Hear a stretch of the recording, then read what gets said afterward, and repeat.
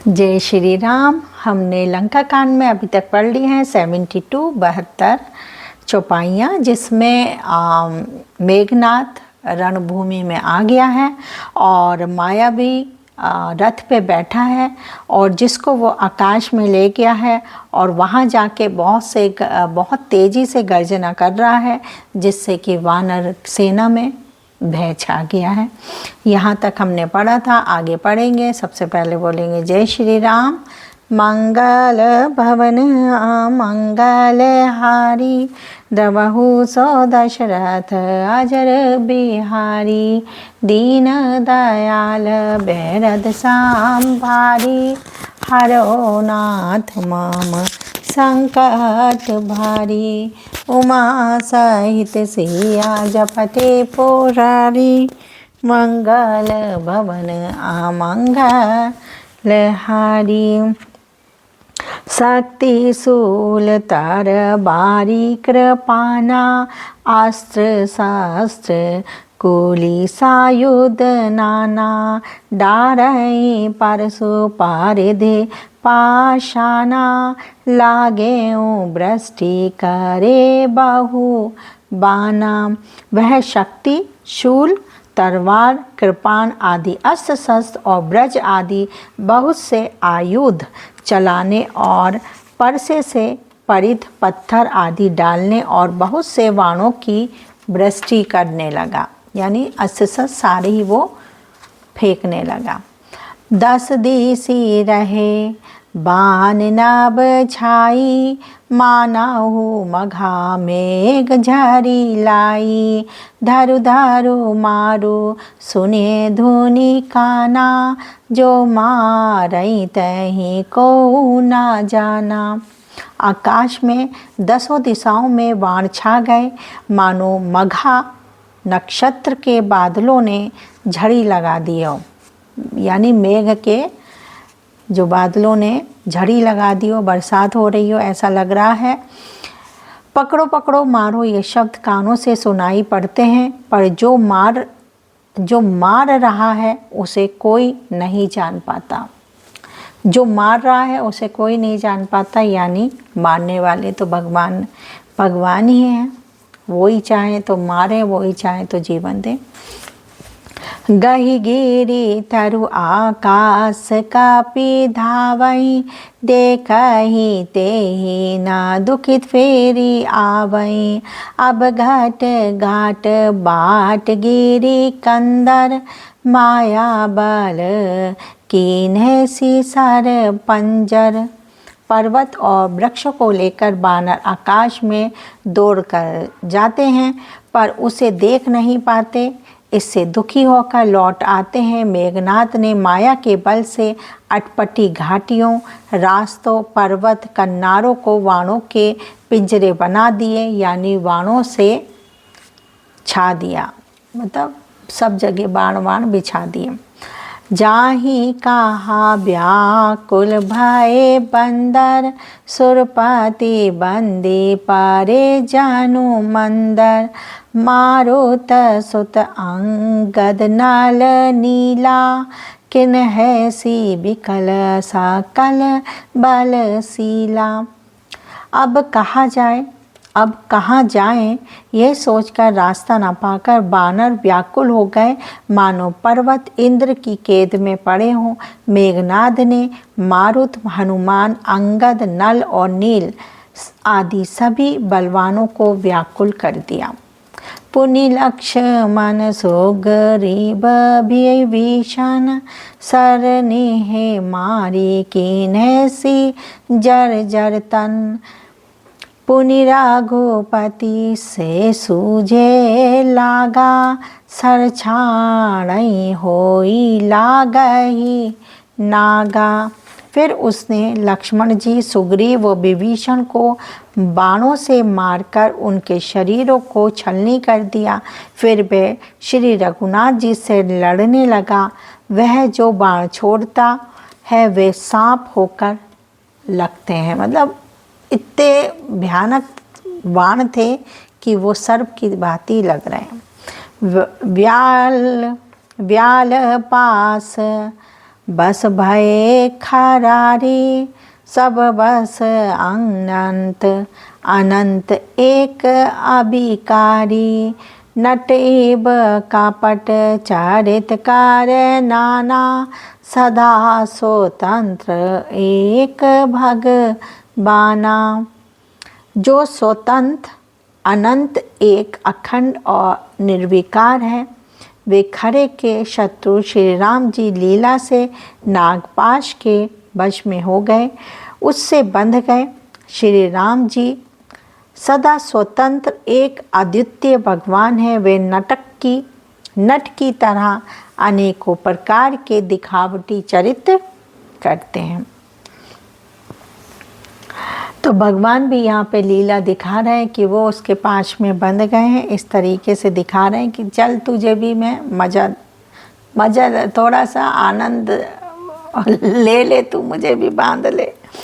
Run शोभा लागी प्रभु ही बाधायो, नाग पास देवन भयो पायो। रण की शोभा के लिए प्रभु ने अपने को नागपाश में बंधा लिया, किंतु उससे देवताओं को बड़ा भय हो गया। देवता लोग भयभीत हो गए कि भगवान प्रभु राम स्वयं जो है बंध गए, अब क्या होगा। गिरिजा जा सुनाम जपी, मुनि काटहि भव पास, सो की बंद तर आवई, व्यापक विश्व निवास। शिव जी कहते हैं, हे गिरजे, जिनका नाम जप का मुनि भव जन्म मृत्यु की फांसी को काट डालते हैं, वे सर्वव्यापक और विश्व निवास विश्व के आधार प्रभु कहीं बंधन में आ सकते हैं, कहीं वो बंधन में बंध सकते हैं। तो वो आपस में ही ये चर्चा कर रहे हैं शंकर जी और गिरिजा माँ। मंगल भवन अमंगल हारी, द्रवहु सो दशरथ अजर बिहारी, दीन दयाल बेरद संभारी, हरो नाथ मम संकट भारी। चरित राम के सगुण भवानी, तरकी ना जाहि बुद्धि बल बानी, अस बिचारी जैतज्ञ विरागी, रामा ही भजहि तर्क सब त्यागी। हे भवानी, श्री राम जी इन सागुण लीलाओं के विषय में बुद्धि और वाणी के बल से तर्क निर्णय नहीं किया जा सकता। ऐसा विचार कर जो तत्वज्ञानी और विरक्त पुरुष है, वे सब तर्क शंका छोड़कर श्री राम जी का भजन ही करते हैं। व्याकुल कटुको कीन घन नादा, पुनि भा प्रकट काहि दुर्वादा, जाम्बंत कह खल राखु ठाठा, सुनिकारी ताहि क्रोध अति बाणा। मेघनाद ने सेना को व्याकुल कर दिया, फिर वह प्रकट हो गया और दुर्वचन कहने लगा। इस पर जामवंत ने कहा, अरे दुष्ट खड़ा रह। यह सुनकर उसे बड़ा क्रोध बढ़ा। जब उन्होंने कहा कि दुष्ट खड़ा रहे तो उसे क्रोध आने लगा मेघनाद को।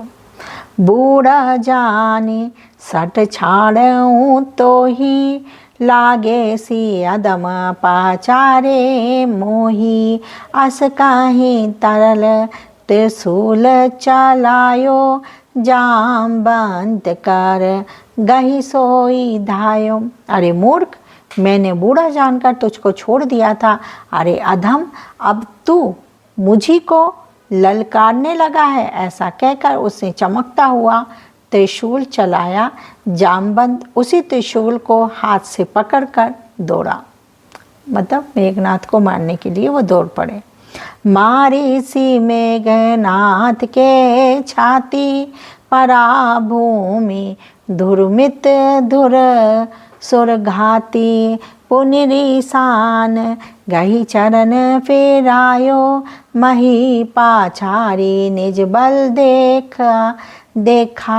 दिखरायो और उसे मेघनाद की छाती पर दे मारा। वह देवताओं का शत्रु चक्कर खाकर पृथ्वी पर गिर पड़ा।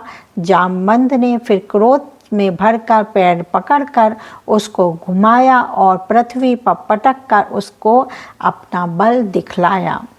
बर प्रसाद सो मरई न मारा, तब गही पद लंका पर डारा। यहाँ देव ऋषि गरुण पठायो, राम समीप सापदी सो आयो। किंतु वरदान के प्रताप से वह मारे नहीं मरता। तब जामवंत ने उसका पैर पकड़कर उसे लंका पर फेंक दिया। इधर देव ऋषि नारद जी ने गरुण को भेजा। वे तुरंत ही श्री राम जी के पास आ गए। खगपति सब धरि खाए, माया नाग बरूथ।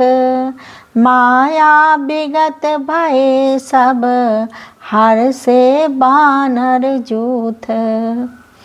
पक्षीराज गरुण जी सब माया सर्पों के समूह को पकड़कर खा गए। तब सब बानरों के झुंड माया से रहित होकर हर्षित हुए। गही गिरी पादप उपल नख, धाय की सरिसाई।